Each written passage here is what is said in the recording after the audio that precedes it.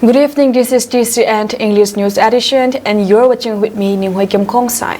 First, the headlines. GMFDI experiences God's visit once again. Record-breaking attendance witnessed.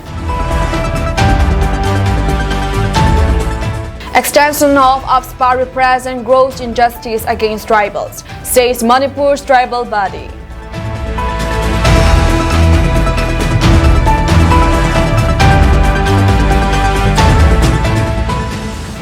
News in detail.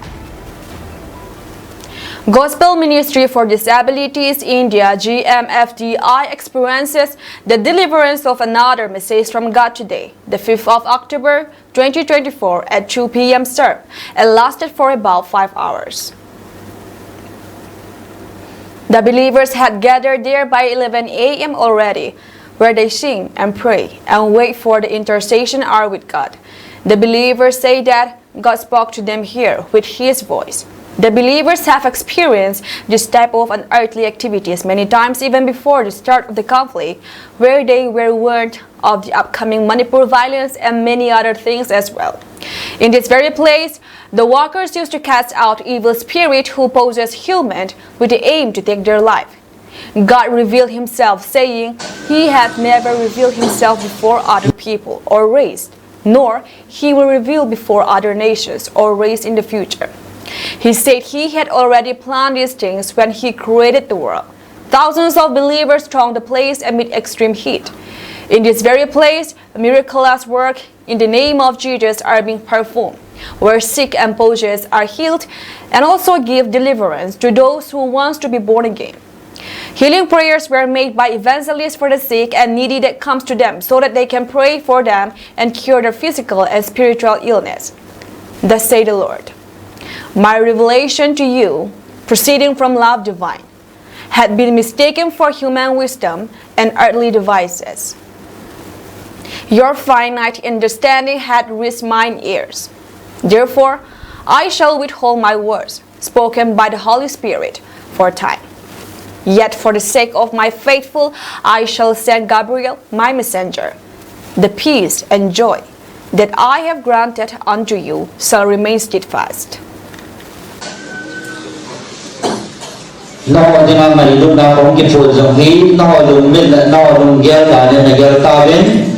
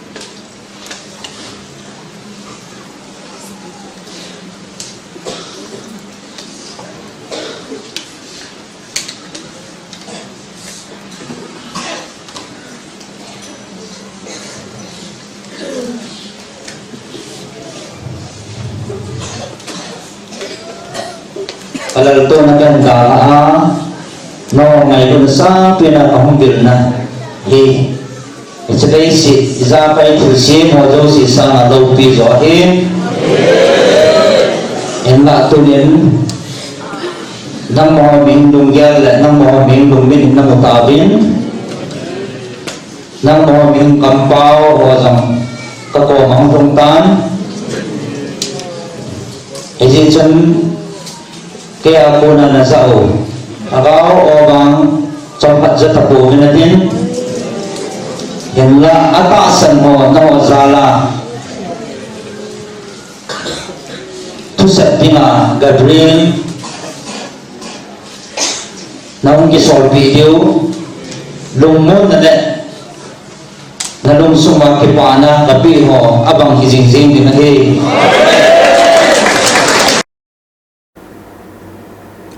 At the beginning, there were just few hundreds of believers gathered there, but last night was a record-breaking attendance. Projector was also being placed for those sitting outside of the premises. Beloved, you are the chosen ones, whom I have called out of the world, to walk in truth, love, and the Spirit, amidst of generation that spreads falsehood and trust in carnal wisdom, being ignorant of my heavenly calling.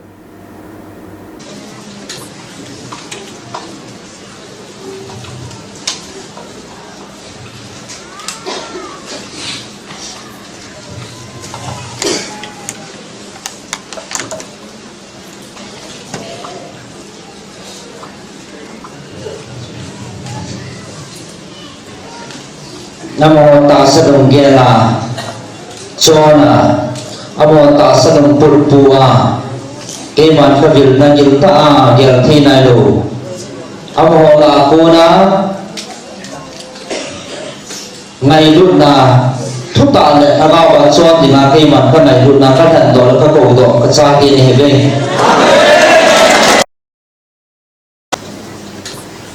People who do not get inside occupied the place outside, sitting on the highway and completely stopping traffic in the area.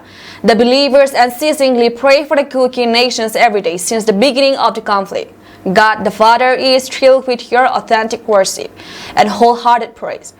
He pours out His love and blessings upon you.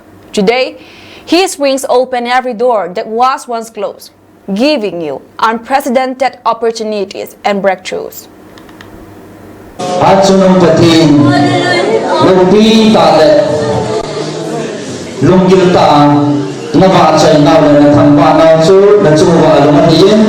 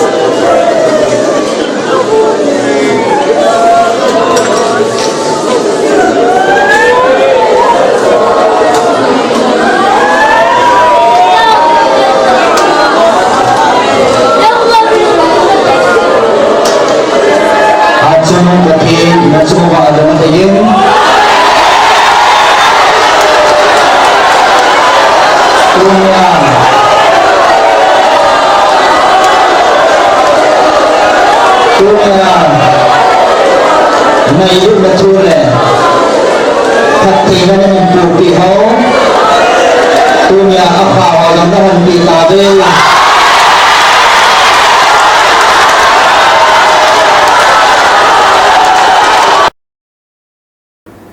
As mentioned earlier, this type of event occurs in last year. It may be hard to believe, but the Manipur conflict had already been predicted here a week before it started. So many unearthly events are witnessed by the people who went here to pray and worship. As the living God revealed Himself to His blessed nations, believers are tremendously increasing day by day. He said He will never leave the Kuki nations until and unless our aspirations are achieved. He said His revelation will be paused for some time, but will constantly send His angel, Gabriel, time to time, again before departing for today.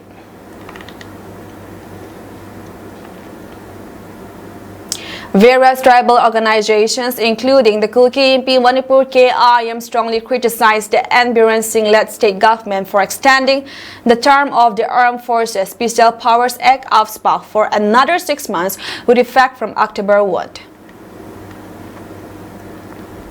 The KIM, an apex body of the Kuki tribal community in the northeastern state slamming the Manipur government, say that further extensions of the period of AFSPA in the mountainous area dominated by tribal communities would be gross injustice to the tribals. The Manipur government last week extended the promulgations of the AFSPA in the entire state, except in the jurisdictions of 19 police stations in 7 districts of the Imphal Valley for another 6 months, with effect from October 1. KIM Secretary, Information and Publicity, Zhang Haolun said that this extension of AFSPA represents institutionalized bias and a gross injustice against tribal communities, particularly the Kuki community, who have faced systematic operations amidst escalating violence and insecurity. He said that the troubled state of the Imphal Valley, characterized by a total collapse of law and order and the impunity enjoyed by radical Meitei organizations, raises serious constitutional concern. The deliberate exclusions of the valley and the partial imposition of AFSPA, despite the alarming situations, clearly highlights the role of the Manipur state government in the ongoing genocide campaign against the Kuki people. These situations also serve as a stark reminder of the entrenched biases within the state's policies. Haokip said that the KIM believes that the selective applications of the law exemplifies a broader agenda against the Kuki people, a targeted attempt at persecution. The state government has clearly violated the principles of equality, justice, and the protections of minority rights enshrined in the constitutions of India. The tribal leader said in a statement, KIM said that it is utterly reprehensible that the state government operates in direct contradiction to the ideals of a free and democratic India. Acknowledging the seriousness of the situations, we earnestly call upon the central government and all concerned for urgent intervention to ensure justice and equality, the statement said. It said that the Kuki community stands firmly opposed to the Manipur state government and its discriminatory and oppressive policies, demanding an urgent and permanent political solutions to the ongoing conflict in Manipur. The KIM said that the Kuki people cannot be subjected to continuous persecutions by the Manipur state government. Meanwhile, the Ministry of Home Affairs (MHA) has recently extended the AFSPA in certain districts of Arunachal Pradesh and Nagaland for another 6 months with effect from October 1.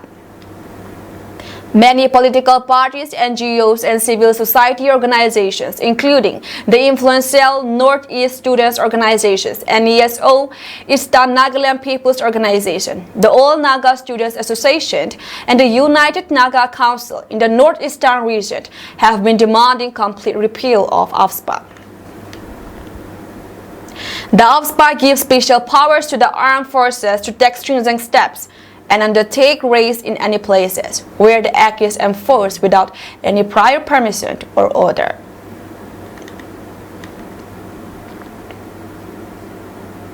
Today at 12:30 p.m., a tragic incident occurred at Saipum Khus Irrigation Canal, where a child fell into the canal and drowned. The deceased child is Eric Pausan Hao, 3-year-old son of Liamin George from Powaibi Island Block, Kangpokpi District. Eric was a student of prep class at Saipum Government Junior High School. His family is currently taking refuge at Saipum Relief Camp.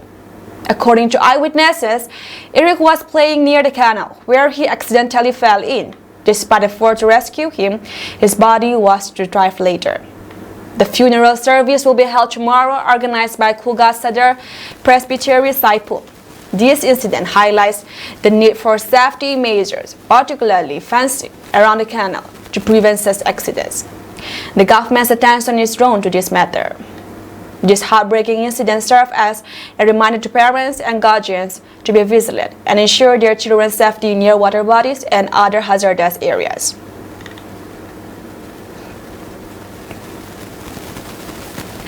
Today at 10 a.m., Smile Care Dental Clinic conducted a one-day awareness camp free dental camp as part of their outreach program at the New Hall in Sai Henzang, Bangkok. The camp benefited numerous residents of Sai Henzang and surrounding areas, providing free dental services. Dr. Mary Kling Kim led the camp, offering consultations and treatments. 6 dentists from Smile Care Clinic volunteered their services, providing comprehensive checkups, treatments, and advice on oral health. Notably, Smile Care Clinic will offer discount services to all patients from Monday onward at their clinic in Songzakopi. For 1 week, patients won't need tickets, and various discounts and offers will be available. according to HN Thangneil Chongloi, manager of Smile Care Clinic. Organizers stated that this free dental care was crucial, especially for those struggling to access dental care in remote areas. Additionally, the camp aimed to support frontline workers and IDP relief camp residents.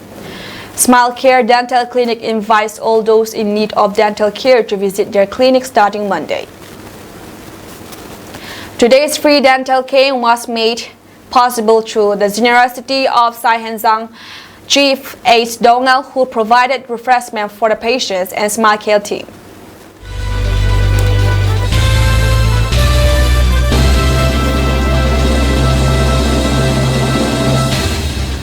At least 28 Naxalites were killed in an encounter, one of the biggest terrorist operations of late, with security personnel along the Dantewada border in Chhattisgarh on October 4, a senior police official said.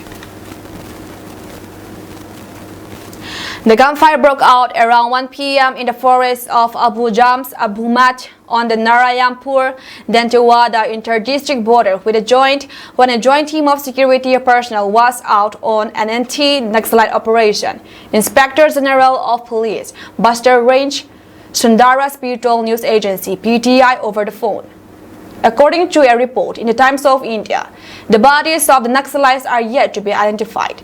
An official said that it's likely that the senior cadres were among those killed. A huge cache of weapons, including an AK-47 rifle and one SLR, have been recovered from the encounter site. Hailing the anti-Naxalite operation, Chhattisgarh Chief Minister Vishnu Deosai said he salutes the indomitable courage of the security forces. This great success achieved by the soldiers is commendable. I salute his courage and indomitable courage, he posted on X, formerly Twitter. Naxalism is taking its last breath. It is certainly going to be eliminated from the state. The double-engine government is determined to completely eradicate Naxalism, Say added.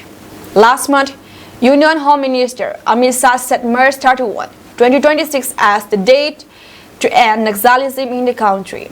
He asserted that the government has decided to uproot Naxalism and the idea of Naxalism from the country before March 2026.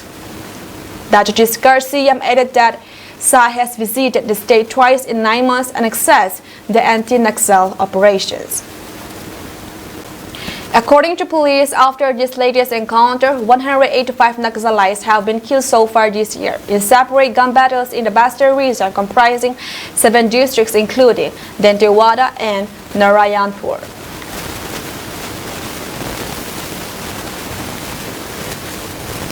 More than 1,000 residents at Upanda and Udupi district fell ill after drinking contaminated water from a local overhead water tank, health department officials said on Friday. The conditions of none of them is serious. Most of them have already recovered with proper medications from the local health center, an official said. The affected, mostly from Karkigali and medical wards of Upanda Gram Panchayat in Bindor Taluk, had reported symptoms such as vomiting and diarrhea, they said. Many household witnesses, multiple family members displaying similar symptoms, with several homes reporting three or more individuals being affected after drinking water from overhead water tank in Kasinadi, an official said. The Udupi District Health Officer, Dr. I.P. Gadat, says strains of waterborne pathogen Salmonella bacillari were found in the water supply to 2 wards. We have sent a team to investigate this condition to both villages and the nearby villages that use the same water source.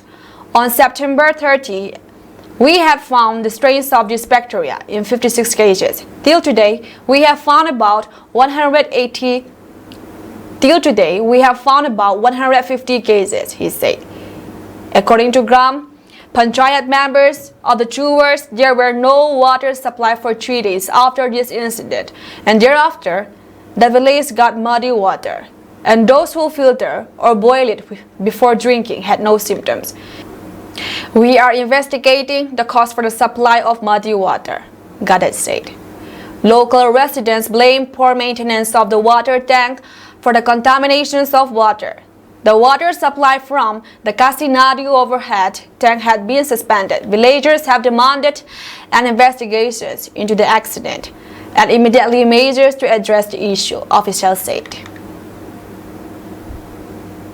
Congress President on Thursday accused the Modi government of facilitating the recruitment of Indian workers in Israel amidst the ongoing conflict in West Asia. In a post on X, Kargi claimed that around 15,000 Indian workers were being sent to Israel through the government's National Skill Development Corporations, NSDC. None less than Modi government's National Skill Development Corporation is facilitating the recruitment of about 15,000 Indian workers in Israel amidst the war in West Asia, Kargi wrote. He slammed the government for allegedly allowing young Indians to be duped into joining the Russia-Ukraine war under false pretenses. Kargi post came just after the campaign for Haryana's October 5th assembly elections came to an end. Earlier, many Indian youth were dubbed by dubious agents to go for Russia-Ukraine war. Many have lost their lives too. It speaks volumes about the joblessness induced by anti-youth policies of the Modi government, the Congress president said.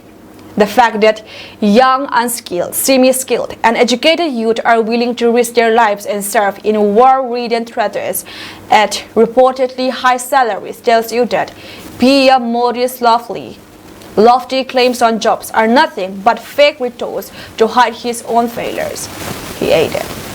Kargi also warned that the youth in Haryana, whom he had said are being forced to seek jobs in conflict zones, would give the Bharatiya Janata Party BJP a befitting license in the upcoming polls. The campaign for Haryana's assembly elections, which will be held on October 5, concluded Thursday evening.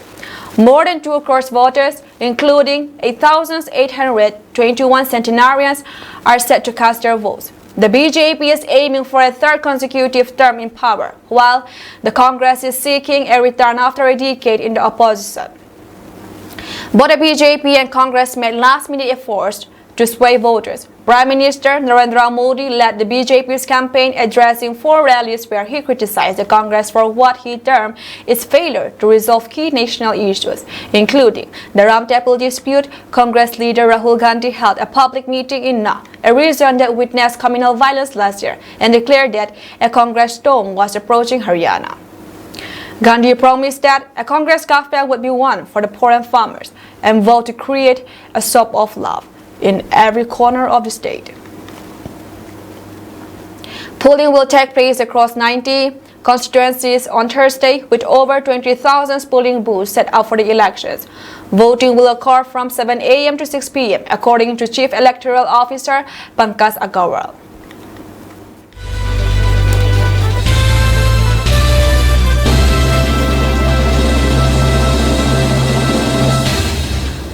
Republican White House hopeful Donald Trump said Friday he believes Israel should strike Iran's nuclear facilities in response to Islamic Republic's recent missile barrage.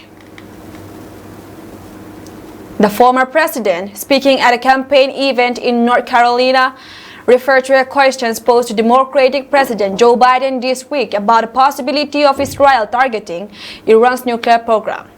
They asked him, "What do you think about Iran? Would you hit Iran?" And he goes, "As long as they don't hit the nuclear stuff, that's the thing you want to hit, right?" Trump told a town hall style event in Fayetteville, near a major U.S. military base. Biden was asked on Wednesday whether he would support strikes against Iranian nuclear sites, and the U.S. president told reporters, "The answer is no. I think he's got that one wrong," Trump said Friday in response to a participant questions about the issue. "Isn't that what you're supposed to hit? I mean, it's the biggest risk we have, nuclear weapons," he said. When they asked him that question, the answer should have been hit the nuclear first and worry about the rest later, Trump added. If they are going to hit it, if they're going to do it, they're going to do it. But we'll find out whether whatever their plans are. Biden on Wednesday expressed his opposition to such strikes against Iran's nuclear facilities in response to firing of nearly 200 Iranian missiles towards Israel, will be discussing with the Israelis what they're going to do, he said, adding that all the G7 members agree Israel has a right to respond, but they should respond in proportion. Trump, locked in a tooth-and-nail presidential elections battle with U.S. Vice President Kamala Harris, the Democratic nominee has spoken little about the recent escalations in tensions in the Middle East. He issued a scathing statement this week, holding Biden and Harris responsible for the crisis.